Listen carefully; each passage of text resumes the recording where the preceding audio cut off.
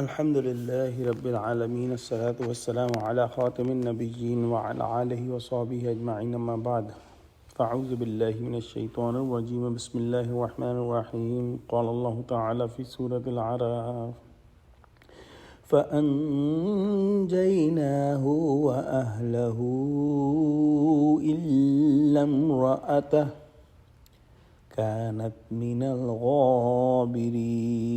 ترجمہ، تو ہم نے ان کو اور ان کے گھر والوں کو بچا لیا مگر ان کی بیوی نہ بچی کہ وہ پیچھے رہنے والوں میں تھی۔ ان آیتوں میں ہم حضرت لوط علیہ السلام کے بارے میں پڑھ رہے ہیں کہ انہوں نے کس طرح سے اپنی قوم کو صراط مستقیم کی طرف بلایا اور کس طرح سے ان کی قوم نے ان کو جھٹلا دیا۔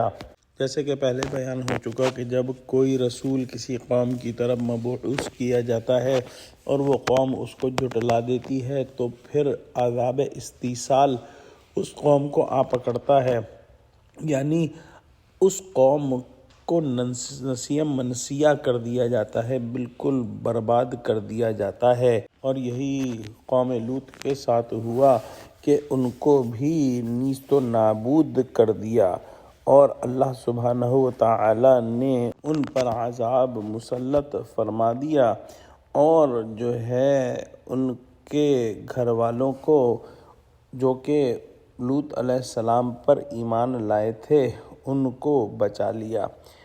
لوط کے متعلقین میں صرف ان کی بیوی آپ سے علیحدہ رہی اور عذاب پانے والوں کے ساتھ ہلاک ہوئی، کیونکہ اس کا ساز باز ان لوگوں کے ساتھ تھا جو گندے کام کرتے تھے۔ لوط کے یہاں جو مہمان وغیرہ آتے ان کی اطلاع یہی ان لوگوں کو کرتی اور ان کو بدکاری کی ترغیب دیتی تھی، یا جیسا کہ بعض نے لکھا ہے مردوں کی طرح عورتوں میں بھی مصاحقے کا رواج ہو گیا اور یہ عورت اس میں مبتلا تھی۔ بہرحال عذاب ان سب پر آیا جو اس مہلک مرض میں مبتلا تھے اور نہایت ڈھٹائی کے ساتھ نبی کا مقابلہ اور تکذیب کرتے تھے، یا جو کفر و فحش کے سسٹم میں ان کے معین اور مددگار تھے۔